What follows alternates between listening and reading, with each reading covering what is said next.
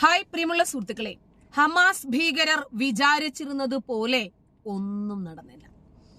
ഇസ്രായേലിനെ ഇവര് വിചാരിക്കുന്നത്ര വേഗത്തിൽ വളരെ ഈസിയായി പരാജയപ്പെടുത്താമെന്ന് കരുതി കുറെ നിബന്ധനകളുമായി നെതന്യാഹുവിന്റെ മുമ്പിൽ പോയി വലിച്ചു കീറി കുപ്പത്തൊട്ടിയിൽ ഇടപെടാന്ന് പറഞ്ഞു. പെരടിക്കൊരെണ്ണം കൊടുക്ക കൂടി ചെയ്യേണ്ടതായിരുന്നു. പിന്നെ നെതന്യാഹു ജൂതനായതുകൊണ്ട് ആ ഒരു മര്യാദ വെച്ചിട്ടത് ചെയ്തില്ല. അടിയും കൊടുത്ത് പോക്കറ്റും വലിച്ചു കീറി തുപ്പിയും കൂടി വിടേണ്ടുന്ന ടീമുകളാ. കാരണം ഇവരങ്ങോട്ട് കയറി ഒക്ടോബർ 7-ാം തീയതി അടിക്കുകയും ഹമാസിനെ ഇസ്രയേൽ തിരിച്ചടിക്കാൻ തുടങ്ങിയപ്പോൾ എല്ലാ രാജ്യങ്ങളിലും ചെന്ന് നെഞ്ചിലിടിച്ച് നിലവിളിച്ചിട്ട് ഇസ്രായേലിന്റെ കാല് പിടിച്ചിട്ടെങ്കിലും ഒന്ന് യുദ്ധം അവസാനിപ്പിക്കണമെന്ന് പറഞ്ഞു. 1400ഓളം ആളുകളെ കൊല്ലുകയും 247 പേരെ പിടിച്ചു ബന്ധികളാക്കുകയും ചെയ്തു കൊണ്ടുപോയിട്ട് വീണ്ടും അവർക്ക് തന്നെയാണല്ലേ. നമ്മള് പറയും, നമ്മുടെ നാട്ടിലൊരു ചൊല്ലുണ്ട്, അരിയും തിന്ന് ആശാരിച്ചിയേം കടിച്ച് പിന്നെയും പട്ടിക്കു മുറുമുറുപ്പ് എന്ന് പറയുന്നത് പോലെ ഇതെല്ലാം ചെയ്ത് അവരിൽപ്പെട്ട ബന്ധികളെ പിടിച്ചു കൊണ്ടുവന്ന് അവരെയൊക്കെ ബലാത്സംഗം ചെയ്ത് സകലമാന സ്ത്രീകളെയും പെൺകുട്ടികളെയും ഗർഭിണികളാക്കുകയും ഒരുപാട് ആളുകളെ കൊന്നു തള്ളുകയും ചെയ്തിട്ട് വീണ്ടും പറയുന്നു ഉപരോധം പിൻവലിക്കണമത്രേ ഇസ്രായേൽ ഗാസയ്ക്ക് ഏർപ്പെടുത്തിയിരിക്കുന്നു. അപ്പോ ഇസ്രായേലിന്റെ എല്ലാം ഇവർക്ക് വേണം. ഇന്ധനം വേണം, ഇന്റർനെറ്റ് വേണം, ഇവർക്ക് വഴി വേണം, പിന്നെ ജീവിക്കാൻ തൊഴില് വേണം, ഭക്ഷണ സാധനങ്ങൾ വേണം, എല്ലാം ഇസ്രായേലിൻ്റെത് വേണം. പക്ഷേ ഇസ്രായേലിനെ നശിപ്പിക്കലാണത്രേ ഇവരുടെ ജീവിതത്തിന്റെ സുപ്രധാനമായ ലക്ഷ്യം. റോം കീഴടക്കണമെന്ന് പറഞ്ഞ ഒരു വിഭാഗം ആളുകൾ തുർക്കിയും ഇറാനും ഹമാസിനെ ഇങ്ങനെ കേറ്റിക്കൊടുത്തുകൊണ്ടിരിക്കുന്നു. എന്തായിരുന്നാലും ശരി, ജൂതന്റെ തന്ത്രം ഇവർ വിചാരിക്കുന്നതിലും അപ്പുറമാണ്. നമ്മൾ വിചാരിക്കും പുലി പതുങ്ങുന്നത് ഒളിക്കാനാണെന്നല്ല, നെതന്യാഹു പതുങ്ങിയത് തിരിച്ചടിക്കാനായിരുന്നു. കൊടുങ്കാറ്റ് പോലെ വീശി അടിക്കാനായിരുന്നു. കൊടുങ്കാറ്റിന് മുമ്പുള്ള ശാന്തതയിൽ ഹമാസ് ഭീകരർ മതിമറന്നു. അവര് വിചാരിച്ചു ഇപ്പോൾ തന്നെ ഇസ്രായേല് അടിപതറും, ആയുധം വെച്ച് ഹമാസ് ഭീകരർക്ക് മുമ്പിൽ കീഴടങ്ങുമെന്ന് വിചാരിച്ചു. അവസാനത്തെ ഒരു ജൂതനാണ് ബാക്കി നിൽക്കുന്നതെങ്കിൽ പോലും പൊരുതി മരിക്കാൻ വേണ്ടി ആ രാജ്യത്തിനു വേണ്ടി സന്നദ്ധരായിറങ്ങിയ അവരെ തോൽപ്പിക്കാൻ നിങ്ങൾക്ക് കഴിയില്ല. കാരണം ജൂതന്മാർ അവരുടെ നിലനിൽപ്പിന് വേണ്ടിയുള്ള പോരാട്ടത്തിന്റെ പാതയിലാണുള്ളത്. അവർക്ക് പിടിച്ചു നിന്നേ പറ്റൂ. എന്നാണോ ഇസ്രായേലെ യുദ്ധം അവസാനിപ്പിക്കുന്നത്, പിന്നീട് ജൂതന്മാരില്ല ലോകത്ത്, ഇസ്രായേൽ എന്ന രാജ്യം ഇല്ല ലോകത്ത്. എന്നാണോ പലസ്തീൻ യുദ്ധം അവസാനിപ്പിക്കുന്നത്, പിന്നീട് ലോകത്തിന് സമാധാനം. ഇപ്പൊ ഇസ്രായേലും ഹമാസും തമ്മിൽ തുടങ്ങിയ യുദ്ധം ഏതെല്ലാം രാജ്യങ്ങൾ ഇതിനകത്തേക്ക് ഇറങ്ങിയെന്ന് നോക്കി. ഇറാൻ ഇറങ്ങി, തുർക്കി ഇറങ്ങി, ഈജിപ്റ്റ് ഇറങ്ങി, ഖത്തർ ഇറങ്ങി, UAE ഇറങ്ങി, അമേരിക്ക ഇറങ്ങി, ഇപ്പോഴിതാ ഇന്ത്യയിലേക്കും വ്യാപിക്കുന്നു. എങ്ങനെയുണ്ട്? കയറൂരി വിട്ടുഹൂതികളെ ഇറാന്റെ പിന്തുണയോടെ ഇബ്രാഹിം റൈസി പൊട്ടിത്തെറിച്ച് ചത്തൊടുങ്ങിയെങ്കിലും ഇനിയും ഉണ്ടല്ലോ ഒരുപാട് കാരണഭൂതന്മാർ. അവര് ഇടയ്ക്ക് നിന്ന് ഇങ്ങനെ പിരികേറ്റി യമനികളെയും ഹൂതികളെയും ഒക്കെ വിട്ടു ഹമാസിനൊപ്പം.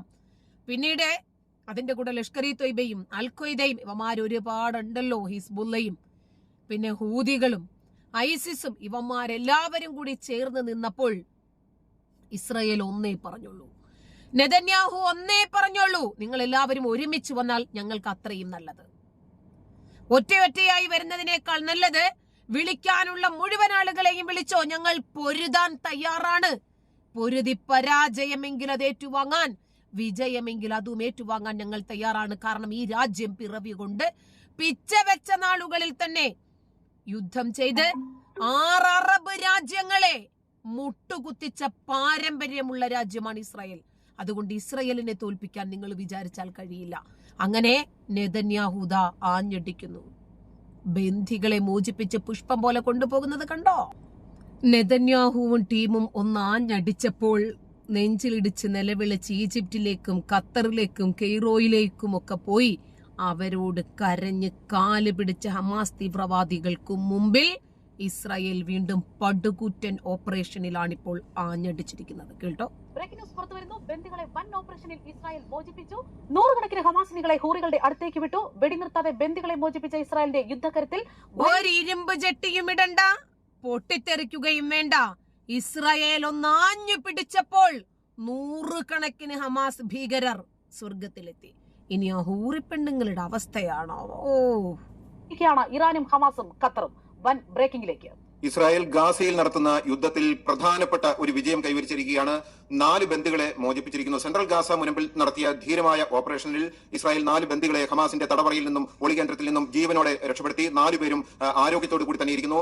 നോവ അഗർമണി, അൽമോഗ് മെയ്ജാൻ. ഇവര് വിചാരിച്ചു ഒരു 123 ഇസ്രായേലികളെ പിടിച്ചു വെച്ച് കഴിഞ്ഞാൽ നെതന്യാഹും കൂട്ടരും ഇവരുടെയൊക്കെ മുമ്പിൽ വന്ന് തല കുമ്പിട്ട് നിൽക്കുമെന്ന് വിചാരിച്ചു. പരാജയപ്പെടുമെന്ന് വിചാരിച്ചു. അയ്യോ, ഞങ്ങളുടെ ബന്ദികളെ ഇങ്ങ് വിട്ടേക്കണേ. ബന്ദികൾക്ക് പ്രാധാന്യമില്ലെന്നല്ല, അതിനേക്കാൾ പ്രാധാന്യം രാജ്യത്തിന് നൽകുകയും അതോടൊപ്പം തന്നെ ബന്ദികളെ മോചിപ്പിക്കുന്നതിൽ ജാഗ്രതയോടുകൂടി ചർച്ചകൾ ചെയ്ത് മുന്നോട്ട് പോകുകയും ചെയ്തു ഇസ്രായേൽ. ഒറ്റയടിക്ക് പറഞ്ഞില്ല ബന്ദികളെ ഞങ്ങൾക്ക് ആവശ്യമില്ല, തിരിച്ചടിക്കാമെന്ന് പറഞ്ഞില്ല. മറിച്ച് ചില തന്ത്രങ്ങളിലൂടെ, തന്ത്രപ്രധാനമായ തീരുമാനങ്ങളിലൂടെ ഹമാസിനെ വഴിതിരിച്ചു വിടുകയും പുഷ്പം പോലെ അടർത്തിയെടുക്കുന്നത് പോലെ ഹമാസിൽ നിന്ന് ഇസ്രായേലി വനിതകളെ, ഇസ്രായേലി ബന്ദികളെ തിരിച്ചു കൊണ്ടുവരികയും ചെയ്യുന്നു. കോസ്ലാവ്, ഷ്രോമി, സിവ് എന്നിങ്ങനെയുള്ള 4 പേരാണ് രക്ഷപ്പെടുത്തിയ ബന്ദികളുടെ പേര്. ഒക്ടോബർ 7-ന് തെക്കൻ ഇസ്രായേലിൽ നിന്നും ഭീകരവാദികൾ തട്ടിക്കൊണ്ടുപോയ ബന്ദികളാണ് ഇവർ.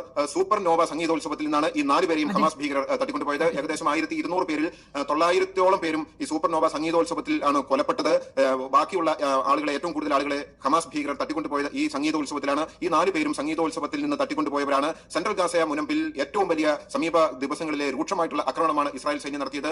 സൊറാത്തിലെ 2 ഹമാസിന്റെ കേന്ദ്രങ്ങളാണ് ഒരേ സമയം റെയ്ഡ് നടത്തി ഇവിടെ നിന്നും ബന്ദികളെ മോചിപ്പിച്ചത്. ഒരിടത്തു നിന്നും അഗർമണി രക്ഷപ്പെട്ടു. മേയർജാൻ, കൊസ്ലേവ്, സ്ലിവ് എന്നിവർ 2ാമത്തെ തടവറയിലായിരുന്നു, 2ാമത്തെ രഹസ്യ കേന്ദ്രത്തിലായിരുന്നു. സൂപ്പർ നോവ പാർട്ടിയിൽ നിന്ന് ഗസയിലേക്ക് മോട്ടോർ ബൈക്കിൽ പോകുമ്പോൾ 25-കാരിയായ നോവ അഗർമണി ഭയന്ന് നിലവിളിക്കുകയും ഒരു പ്രശസ്ത കണ്ടതാണ് ആ വീഡിയോ. ഈ നോവ അഗർമണിയെ ബൈക്കിൽ 2 ഭീകരർ തട്ടിക്കൊണ്ടു പോകുന്നത്, എന്നിട്ട് ആ പെണ്ണൊരുത്തി നിലവിളിക്കുന്നുണ്ടായിരുന്നു, രക്ഷിക്കൂ രക്ഷിക്കൂ എന്ന് പറഞ്ഞ ആ വീഡിയോ തുടക്കം തന്നെ വൈറലായിരുന്നു. ഒക്ടോബർ 8-ാം തീയതി തന്നെ. ഒക്ടോബർ 7-ാം തീയതി ഇവരെ കൊണ്ടുപോകുന്നു, ആരോ പിടിച്ചതാണ് ആ വീഡിയോ വൈറലായി. അങ്ങനെയാണ് നോവ എന്നെ രക്ഷിക്കണേ എന്ന് പറഞ്ഞു. പിന്നീട് പലയിടങ്ങളിൽ നിന്നായി ജഡങ്ങൾ കിട്ടിയപ്പോൾ അതിൽ നോവയുണ്ടോ എന്ന് നോവയുടെ മാതാപിതാക്കളൊക്കെ പാറി നടന്നത് നമ്മൾ കണ്ടതാണ്. പക്ഷെ നോവ അഗർമണി ജീവനോടെ തിരിച്ചെത്തിയിരിക്കുന്നു. ഒരു വീഡിയോയിൽ തന്നെ വളരെ വൈറലായിരുന്നു. ബന്ദികളാക്കപ്പെട്ടതിൽ ഏറ്റവും കൂടുതൽ ലോകത്ത് അറിയപ്പെടുന്ന ഒരാളായിരുന്നു 27-കാരിയായിട്ടുള്ള നോവ അഗർമണി. ഇവരുടെ മാരക രോഗിയായിട്ടുള്ള അമ്മയ്ക്ക് മരുന്ന് വാങ്ങുന്നതിന് മറ്റുമായിരുന്നു ഇവർ പട്ടണത്തിലേക്ക് പോയത്. പലതവണ ബന്ദികളുടെ ഭാഗത്തു നിന്ന് ഇവർക്ക് നേരെ ആക്രമണം ഉണ്ടായപ്പോൾ ഇവർ താണുകയാണ് അപേക്ഷിക്കുകയും മറ്റും ചെയ്തിരുന്നു. ഇവരെ റോഡിലൂടെ വലിച്ചെടുത്ത് വാഹനത്തിലേക്ക് എടുത്തിടുന്ന ദൃശ്യങ്ങൾ വരെയും മുമ്പ് നമുക്ക് കാണുവാൻ സാധിച്ചിരുന്നു. ഇപ്പോൾ ഇവർ മോചിതയായി. ഇവരെ വലിച്ചിഴച്ചു വണ്ടിയിൽ കയറ്റുമ്പോൾ അവരുടെ വസ്ത്രം മുഴുവനും രക്തത്തിൽ കുളിച്ചിരുന്നു. നമ്മൾ കണ്ടതാണത്. അവരുടെ ബാക്ക് സൈഡ് മുഴുവനും ബ്ലഡ് ആയിരുന്നു. ഇവരെന്ത് ചെയ്തതാണ് എന്ന് നമുക്ക് ഊഹിക്കാം. കാരണം ഇവന്മാരുടെ കയ്യിലാണല്ലോ ആ പെണ്ണൊരുത്തിയെ കിട്ടിയത്. ഇസ്രായേൽ സൈന്യത്തിന്റെ വളരെ വിദഗ്ധമായിട്ടുള്ള ഇടപെടലും സെൻട്രൽ ഗാസയിൽ നടത്തിയ രൂക്ഷമായിട്ടുള്ള ആക്രമണത്തിലും ബന്ദികളെ ഹമാസിന്റെ തടവറയിൽ നിന്ന് മോചിപ്പിക്കുകയായിരുന്നു. 21-കാരിയായിട്ടുള്ള അൽമോഗ് മേയർജാൻ പിടിക്കപ്പെടുന്നതിന് 3 മാസം മുമ്പ് ആണ് സൈനിക സൈന്യത്തിൽ ചേർന്നത്. അതായത് പുറത്തു വരുന്ന വിവരങ്ങൾ അനുസരിച്ച് ഇപ്പോൾ മോചിപ്പിക്കപ്പെട്ട ബന്ദികളിൽ ഒരാൾ ഇസ്രായേൽ സൈനികനാണ്. 21-കാരനായിട്ടുള്ള അൽമോഗ് മേയർജാൻ ആണത്. പിടിക്കപ്പെടുമ്പോൾ 21-കാരനായിട്ടുള്ള ആൻഡ്രി കോസ്ലാവ് റേവിൽ സെക്യൂരിറ്റി ഗാർഡായി ജോലി നോക്കുകയായിരുന്നു. ഇദ്ദേഹവും ഇസ്രായേൽ സൈന്യത്തിന്റെ ഭാഗമായിരുന്നു. മുമ്പ് ഇസ്രായേൽ സൈന്യത്തിൽ ജോലി ചെയ്തയാളാണ്. 1.5 വർഷം മുമ്പ് ഇസ്രായേലിലെ ഉൾപ്രദേശത്തേക്ക് ഇയാൾ കുടിയേറ്റക്കാരനായി താമസം മാറ്റുകയായിരുന്നു. അതായത് ഗാസയുടെ അതിർത്തിയിലേക്ക്. അവിടെ നിന്നാണ് 27-കാരനായിട്ടുള്ള ഇയാളെ തട്ടിക്കൊണ്ടുപോകുന്നത്. 40-കാരിയായിട്ടുള്ള ഷ്ലേമി സ്ലിവ് ഡെസോട്ട് എന്നയാള് ഈ സംഗീത പാർട്ടിയിലെ സുരക്ഷാ വിശദാംശങ്ങളുടെ ഭാഗമായി പ്രവർത്തിച്ച ഒരു ഗാർഡാണ്. ഇത് ഹമാസിന് വേണ്ടി നിലവിളിക്കുന്ന കേരളത്തിലെ മുറിയന്മാരറിയണം, ഈ പെണ്ണുങ്ങൾ എന്ത് തെറ്റ് ചെയ്തതിന്റെ പേരിലാണ് ബന്ദികളാക്കപ്പെട്ടത്. ഇവരെന്ത് ചെയ്തു? ഒന്നും ചെയ്തിട്ടില്ല. ഇങ്ങനെ നിരപരാധികളെ കൊണ്ടുപോയി ബലാത്സംഗം ചെയ്തും ക്രൂരമായി കൊന്നൊടുക്കിയും പീഡിപ്പിച്ച് ജനങ്ങളെ കാണിക്കുമ്പോൾ നിങ്ങളുടെ പടച്ചവൻ വളരെ സന്തുഷ്ടനാകുന്നുണ്ടെങ്കിൽ, നിങ്ങളിൽ സംപ്രീതരായി നിങ്ങൾക്ക് സ്വർഗലോകം വാഗ്ദാനം ചെയ്യുന്നുണ്ടെങ്കിൽ ആ പടച്ചവനെ സാഡിസ്റ്റ് എന്നേ വിളിക്കാൻ സാധിക്കൂ.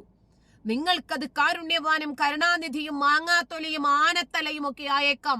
ശരി, മാനുഷികമായി ചിന്തിക്കുമ്പോൾ, മനുഷ്യത്വപരമായി ചിന്തിക്കുമ്പോൾ നമ്മുടെ സഹോദരങ്ങളെ ഈ രൂപത്തിൽ ക്രൂരമായി പീഡിപ്പിക്കുന്നത് കണ്ട് തട്ടഹസിക്കുന്ന ഒരു രാക്ഷസനാണോ നിങ്ങളുടെ പടച്ചോനെന്ന് ചോദിക്കുമ്പോൾ എന്നെ തെറി പറഞ്ഞിട്ട് ഒരു ചുക്കും ചുണ്ണാൻ പോയില്ല. ഇത് തന്നെ സത്യം.